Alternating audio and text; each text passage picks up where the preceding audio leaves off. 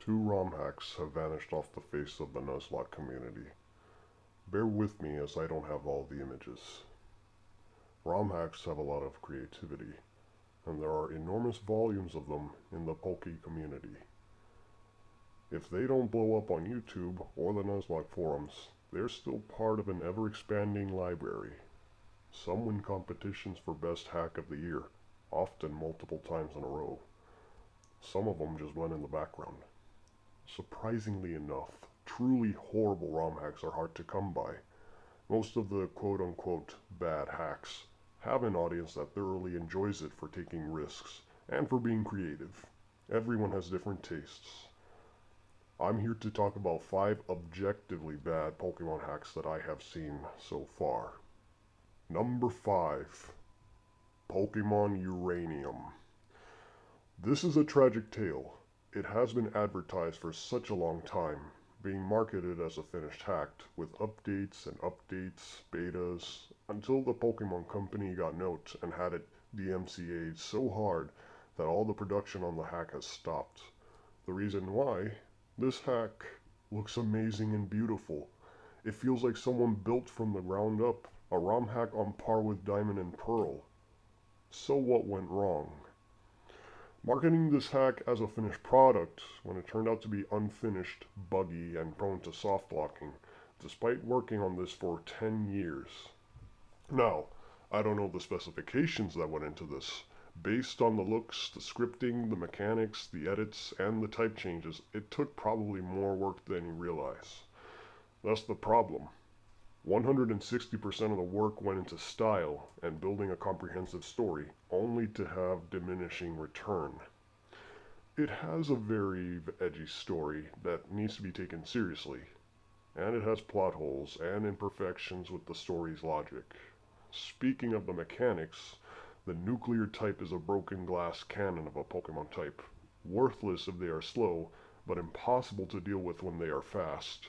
I get that they were trying to go for the Gale of Darkness' shadow Pokemon. Super effective against everything but steel types. Yeah, the nuclear type is super effective on poison types too. Now I understand steel types, they contain nuclear reactors, but nuclear types are generally poisonous metals with high radioactivity. Weak to everything as well, oddly enough. Nuclear types get stab moves, and because everything's weak to nuclear types, half of the tier has a 4x weakness to nuclear type moves. Steel dual types are neutral to it. Better approaches would be to do the research and incorporate that research into the design. Make nuclear type strong moves, but neutral, similar to Pokemon Colosseum's typing. Make nuclear types resistant to things except ice and poison. Those two moves are nuclear types' weaknesses. Those things can cool or pseudo-scientifically absorb radiation and hit everything neutrally except for bug, grass, ice, poison, and steel because of research. But if you have to make a nuclear type super effective to everything, you're going to have to put in a bit more complicated work than usual. There are things in the world that can repel radiation, along with nuclear types, grass, bugs, steel types, obviously water, and surprisingly ice types are resistant to radiation. I would also argue that you should make poison immune to radiation to give them more utility. That's what some hackers suggested. There is also an interesting weather effect and an ability that makes the radioactive Pokemon unbeatably overpowered, the Uranium legendary Urain. Or rather, it was supposed to, but it glitches out, making it even easier. In a segment of the game where you are forced to save and cannot leave, you are trapped and can be soft locked. This is why it's important to focus on the foundation of the hack and test it out for bug fixes, rather than just going overboard for style. Out of all the bad hacks, this one has the most gorgeous and technologically impressive feats by far. Like, even good hacks can't even compare to this. And all because this is all done on an RPG Maker, supposedly. The story is very ambitious than the usual, due to the Nintendo business model. Remember, Nintendo is a brand that incorporates family-friendly and accessibility to everyone as part of their business model. That's why Luigi won't be doing gritty things like Call of Duty. Mario Plush Forever is so old. Regardless, fan hacks and fan-made material can get away with more heavy themes, as long as you don't market them or, God forbid, bootleg them. Seriously, stop. You're hurting us.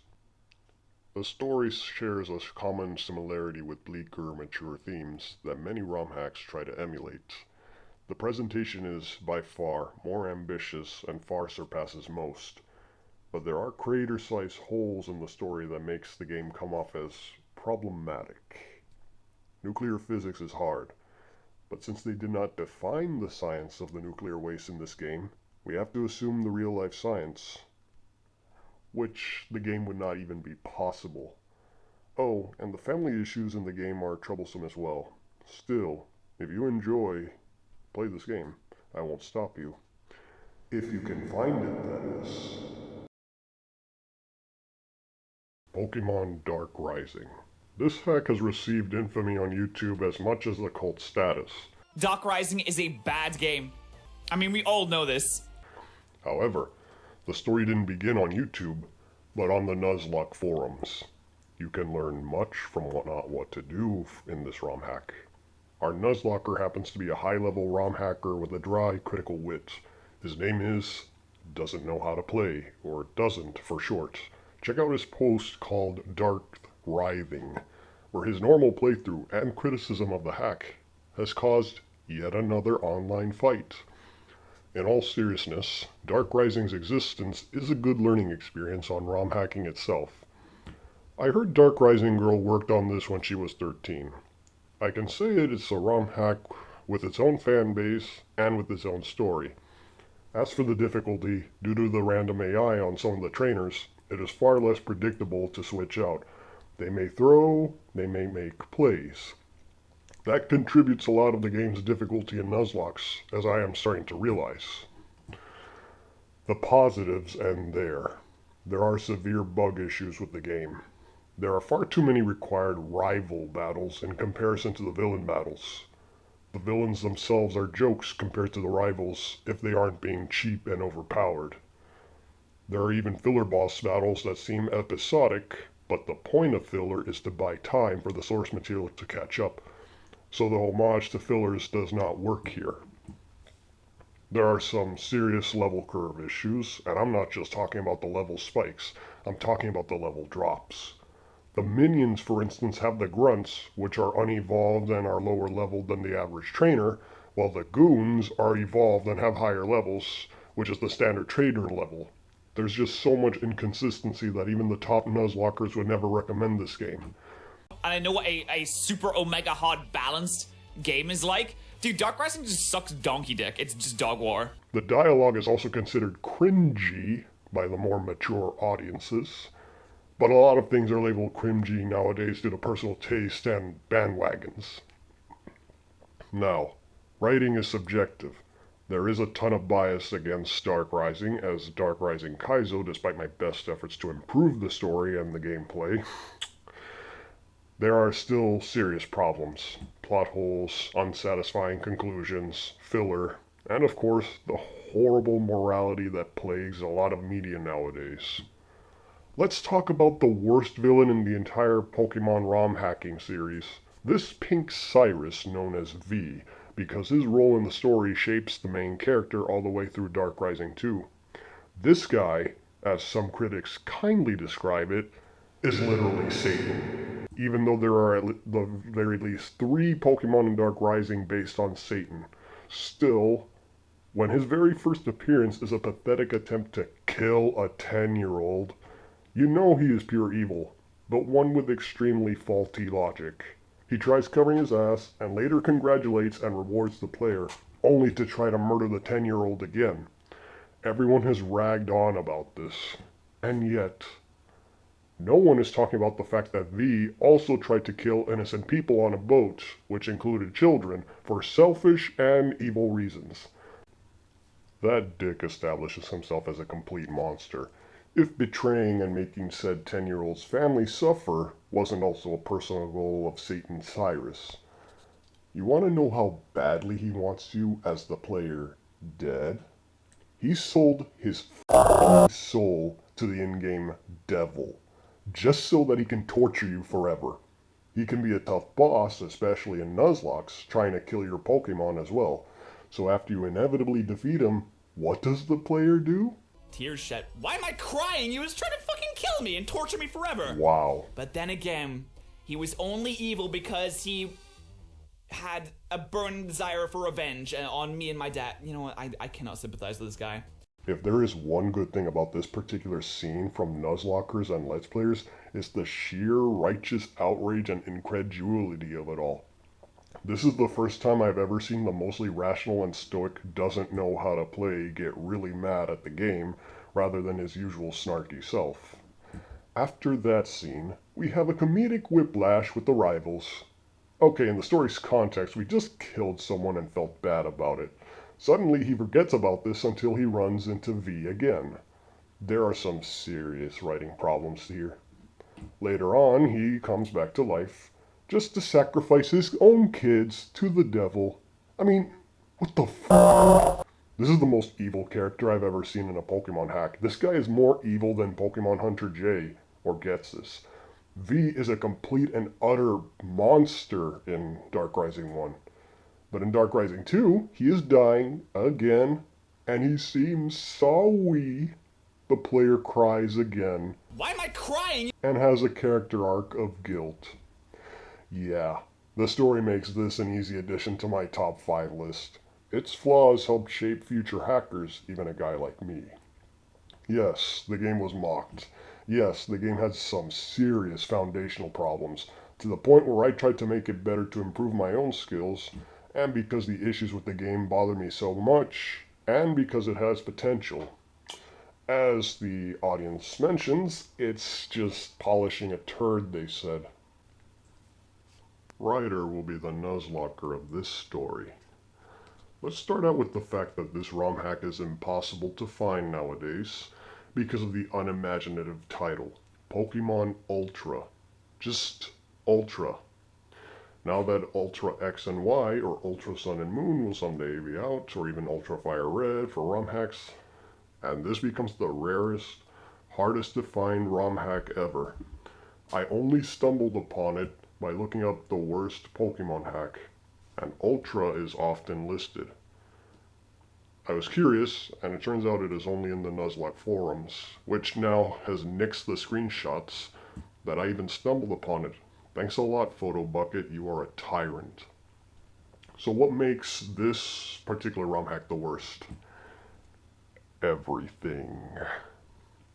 The sprites are horrendous.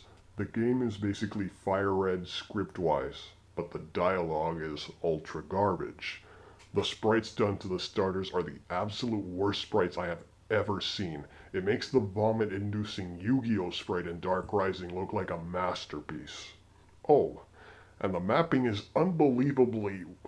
words cannot describe. If I could just put it into words, it'd be like Glitch City on crack. You can't walk indoors. You have to surf in grass. You walk on the water, on the rocks, on the walls. You get blocked by invisible walls. You need to walk through walls to progress every time. You enter a dungeon, you go back, you end up somewhere else. Sometimes in an over-leveled scripted boss fight. Pokemon centers are hard to navigate. The movesets have Recover that has 255 base power and 50 accuracy for some reason. You encounter this in Misty's gym. The story is changed when it is not. This is the absolute worst ROM hack I have seen on a technical level. Dark Rising is said to be held together by glue and tape. This is a virulent, burning, toxic compost heap of a ROM hack that is killing the planet. This hack is that bad. It is downright unplayable without walk-through walls. You can even softlock while using walk-through walls if that's even possible. That's like a world record right here. Meet Kyoko Sakura, one of the Touhoumon Nuzlockers. If you are watching this, just letting you know, your input has helped me build up my Kaiju hacks. You might not like them, but you've been through quite a bit, such as this game, for example. Touhoumon Insane actually makes me defend Pokemon Dark Rising. Dark Rising girl clearly made the game herself and clearly loves doing it. Just modding and recycling assets. Now, I cannot name the guy that made this game because he's already been harassed for making this game. But I shall bring this up. Touhoumon Insane makes Dark Rising look competent. Alright, plagiarism is bad, alright? That's something you're going to learn in your English class. That is also something you're going to learn the hard way if the original writer gets wind of your plagiarizing the work. Even accusations of plagiarism is a nightmare. Now, I had to message Dark Rising Girl if she was okay with my mods, and as a courtesy, be civil despite my objections with the game itself. Plagiarism, at best, is pure laziness. Touhoumon series mods are Pokemon already, and the creator built upon the Touhoumon lunatic, as he didn't even change some of the sets. That's bad enough. The story is even worse and incomprehensible compared to Dark Rising. The world is in danger, somehow. A bad guy replacing Giovanni wants to destroy the world, and the rival turns evil and wants to help her for some reason. Oh, and this guy named Link comes to fight the player as an optional boss, and then turns out to be the true final boss of the game because he is. He is accused of being the author avatar. Now, this is the crudest game I have ever seen, and I've seen a little bit of Clover, but it's pretty crude. And I don't want to talk about those not safe for work Pokemon hacks. Yes, those exist. Yes, no, I do not want to ever play those. Somehow, this has the audacity to try to be more offensive than Clover, and not in any sort of funny or ironic or parody-like way. I mean, there's some derogatory words in this game that I can't say because I don't want to be demonetized, and the best part is, they use those as actual names to random trainers. Oh, and the crowning moment of it all is the Safari Zone was randomly named Concentration Camp. Why? Apart from the fact that there's no such thing in the game, thankfully, like, why would you even call it that? To make it sound important? You couldn't just simply call it jail, prison, or even hell? The pits? No, you want to go grand. And for what? This area is completely irrelevant except just to get surf. Like, what are you even doing? Touhoumon Insane doesn't show how offensive it is, it just tells you how offensive it is. Like, Pokemon Ultra or even Dark Rising, they generally don't do it to this level. Honestly, all of this is just a byproduct of trying to make the game dark, epic, which just equates to edginess.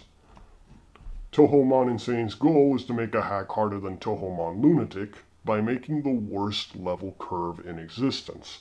But for example, the first rival is level 5, the second rival is level 25. With only level 5 to, surprise, level 15 to grind on. I mean, afterwards, the gym trainer is level 30. By the 5th gym, you are expected to be at level 100, and you can't just hack in noob candies, so the anti-cheating feature is just there to insult you for trying. The best part are the base stats of the exclusive enemy mons. You thought Dark Rising was bad with this. There is an entire tier, the hacker's words, not mine, of these base stats between 1,200 to 1,520, or even more than that, so it claims. I mean, Dark Lugia and Dark Rising, like, there? No, it's got nothing on this. Looking at this, you would imagine this to be like a brutally super hard game like Dark Rising. You know, something completely unfair. Well, you're only half right. With enough skill, you can trivialize pretty much any Pokemon game, really, or any game in general. The true Nintendo hard ones keeps you on your toes even on the replay. My hack has been accused of the necessity to keep grinding until an entire underground Nuzlocking community proved the naysayers wrong.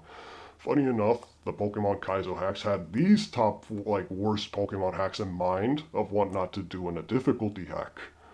Oh, and there are random signs that just simply mock you for playing this game in the Saffron area. Some maps make 0 sense compared to my own map edits. For instance, there is a rainforest with rain underneath the game corner. No magic or dimensional explanation either for that. It is fire red with lollies, bare minimum dialogue changes, and map edits. I mean, for God's sakes, Dark Rising put more effort into fire red retreading than Touhoumon Insane, except for, a few dungeons, which are basically flash mazes with wild Pokemon. In every single cave and area is a flash maze. A forest in a cave? Flash maze. How about underneath the game corner? A forest with a flash maze. Oh, and it gets worse when you go to the Victory Road area where it's yet another flash maze. Oh, but this one's special. This one has holes where it deliberately traps you with low-level wilds to destroy themselves. And, have fun with that. I learned not to make my Kaizo hacks anything like this, maybe a few silly things here and there, just to keep it funny. I learned not to make my hacks, with this low level of quality, and at least put myself through this, see if it, just makes me bored or makes me rage. When you don't test these kind of things, that's the reason why difficulty hacks are often looked down upon, as they are either completely cheesable or just possess that consensus of being the worst of the worst Pokemon hacks. If that wasn't bad enough, turns out underneath the glitter and the scripts, Touhoumon Insane is rather broken. It doesn't work all the time. Sometimes it will just crash within boss battles. That's fun. And you have to redo all those long, tedious boss battles, especially if you're trying to toxic stall an enemy exclusive mon like poor Sakura is over here. You're almost at the end of the game. You're almost about to beat this supposedly super hard and super cheap game. And it just decides, nope, you gotta do it all over again. 10, 15, or even 20 times. It just crashes in the Elite Four. I guess it's because there's an optional boss battle at the very end. Maybe there's some serious programming issues. Look at that, you're so close. And yet the game decides, no, you're not gonna win. All because it doesn't want to work right. And when it does work right, it's just the same-ish kind of thing. Yes, hard hacks tend to be like that. But you would think after all that, trying to program an extra boss battle that's a reward for beating the champion. You have to beat the true secret champion. Yeah, this hack is actually, I consider it worse than Dark Rising. With many good reasons, and it's actually, nobody likes this hack. Nobody. Except for maybe the hacker, but don't go harassing him, please. He's already been through enough.